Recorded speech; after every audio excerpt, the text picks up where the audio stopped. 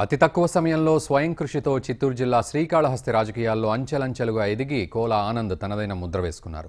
BJP జాతీయ అధ్యక్షుడు అమిత్ షాకు అత్యంత సన్నిహితుడైన ఆనంద్ శ్రీకాళహస్తి నియోజకవర్గ అభ్యర్థిగా బీజేపీ తరఫున ఎన్నికల్లో పోటీ చేస్తున్నారు. ఎప్పటికప్పుడు ప్రజల సమస్యలు తెలుసుకుంటూ పరిష్కారం చూపిస్తున్నారు. అలాగే ఎంతో మంది నిరుద్యోగులకు ఉద్యోగాలు కల్పించారు. ఎన్ని పార్టీలు టికెట్ ఇస్తామని ఆశ చూపినా పార్టీని మాత్రం వదిలిపెట్టలేదు. జనం కోసం జనం బలం అని ఎన్నికల ప్రచారం చేస్తున్న నాయకుడు కోల ఆనంద్తో ప్రతినిధి గిరి ఫేస్ టు ఫేస్. దక్షిణ కాశీగా పేరుగాంచినటువంటి శ్రీకాళహస్తి నియోజకవర్గానికి సంబంధించి గతంలో శ్రీకాళహస్తి ఆలయానికి ట్రస్ట్ బోర్డు చైర్మన్గా పనిచేసినటువంటి కోల ఆనంద్ గారు ప్రస్తుతం భారతీయ జనతా పార్టీ తరఫున శ్రీకాళహస్తిలో ఊరు వాడ తిరుగుతూ ఆయన ఓటర్ని ఆకర్షించినటువంటి పరిస్థితిలో ఉన్నారు. ప్రస్తుతం కోల ఆనంద్ గారు మనకు అందుబాటులో ఆయనతో మాట్లాడే ప్రయత్నం చేద్దాం. సార్, మీరు ప్రతిరోజు మార్నింగ్ నిద్రలేసిన దగ్గర నుంచి ప్రతి ఇల్లు గడప పేరు పేరున పలకరిస్తూ వెళ్తున్నారు. ఏమంటున్నారండి ప్రజలు? ముఖ్యంగా మీరు పలకరిస్తున్నటువంటి వాళ్ళు ఏం చెప్తున్నారండి? డిసెంబర్ 2వ తేదీ నుంచి శ్రీకాళహస్తి నియోజకవర్గంలో రాష్ట్ర అధ్యక్షులు కన్నా లక్ష్మీనారాయణ గారు, జాతీయ అధ్యక్షులు అమిత్ షా గారి ఆదేశాల మేరకు ఇంటింటికి బీజేపీ కార్యక్రమంలో భాగంగా మేము డిసెంబర్ 2 నుంచి కూడా మా 4 మండలాలు, రేణుగుంట మేజర్ పంచాయతీ, అదే శ్రీకాళహస్తి మున్సిపాలిటీ అన్నీ కూడా ఒక ఎన్నికలు వచ్చినాయి, నోటిఫికేషన్ వచ్చిందని కాకుండా కూడా ముందు నుంచి గత 4-5 మాసాలుగా ప్రజలతో ప్రతి ఇంటికి వెళ్ళడం, భారతీయ జనతా పార్టీ రాష్ట్రానికి ఏం చేసింది, ఏ వరకు సహాయపడింది, ఎంతవరకు ఆదుకునింది అన్న దాని మీద మేము అందరూ కూడా ప్రజలకంతా కూడా ఒక రాష్ట్ర అధ్యక్షులు పంపించిన ఒక ప్యాంప్లెట్ని, అదేవిధంగా మేము నియోజకవర్గ స్థాయిలో మేము ఒక ప్యాంప్లెట్ ప్రింట్ చేసుకొని ప్రజలకందరికీ కూడా అర్థమయ్యే విధంగా మేము ముందుకు తీసుకొని పోతున్నాం. ఏదైనా కానీ భారతీయ జనతా పార్టీ మా నియోజకవర్గంలో చాలా బాగుంది. ప్రజలందరూ కూడా నన్ను ఆశీర్వదిస్తున్నారు. ఇప్పుడు రేణుగుంట మండలంలో కూడా ఈరోజు ప్రచార కార్యక్రమం జరుగుతోంది. ఇప్పుడే ఏర్పేట మండలం నుంచి వస్తున్నాము. నెక్స్ట్ రాత్రికి కూడా కాళహస్తి రూరల్ మండలంలో కూడా ప్రచారం ఉంది. రాత్రికి అంతా కూడా 1 గంట వరకు కూడా ఉంది. కాబట్టి ఎక్కడికి వెళ్ళినా కూడా నేను కాళహస్తి నియోజకవర్గంలో గత 25 సంవత్సరాలుగా ప్రజలకు అందుబాటులో ఉంటూ ప్రజలకు సేవ చేస్తూ ఏ రాత్రి అయినా, ఏ పగలైనా, ఏ టైం అయినా ఎప్పుడు వాళ్ళు పిలిస్తే పలికే విధంగా నేను వాళ్ళకి అందుబాటులో ఉన్న వ్యక్తిని. కాబట్టి అందులో నరేంద్ర మోడీ గారు, అదేవిధంగా కన్నా లక్ష్మీనారాయణ గారు వారి యొక్క ఆధ్వర్యంలో ఈరోజు మేము ప్రజల ముందు పోతున్నాం. ఏదైనా కానీ విడిపోయినటువంటి ఈ ఆంధ్ర రాష్ట్రాన్ని ఇప్పటి వరకు కూడా చంద్రబాబు నాయుడు గారు పొత్తుల్లో ఉండి బయట వచ్చేసి అది వచ్చిన కారణం మనందరికీ తెలుసు, ఎందుకు వచ్చారో కూడా మాకు తెలుసు, అది అందరికీ తెలిసిన విషయమే. కానీ విడిపోయిన రాష్ట్రానికి ఇంత త్వరగా దేశ చరిత్రలో ఎన్నో రాష్ట్రాలు విడిపోయినాయి.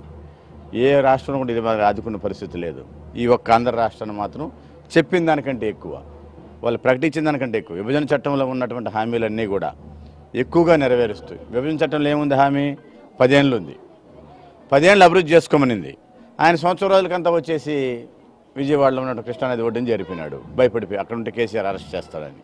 ఇవన్నీ కూడా ప్రజలందరూ కూడా ఇంకా అర్థం చేసుకోవాల్సిన పరిస్థితి, ఖచ్చితంగా అర్థం చేసుకుంటారు.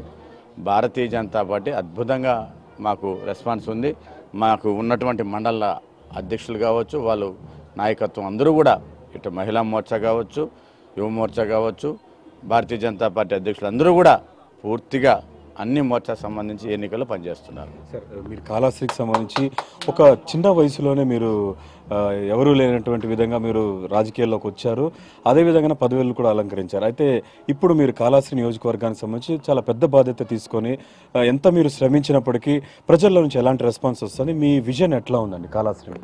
మా విజన్, మాకున్నటువంటి 4 మండలాలు, తొట్టంబేడు మండలం, కాళహస్తి రూరల్ మండలం, ఏర్పేడు, రేణుగుంట మండలం, ఇవన్నీ కూడా ఇప్పటికి గత 30 సంవత్సరాలుగా ఇక్కడ ఉన్నటువంటి శాసనసభ్యుడు, ఆయన ఎమ్మెల్యేగా ఉన్నాడు, మంత్రికి కూడా ఎన్నో పర్యాలు పనిచేసినాడు.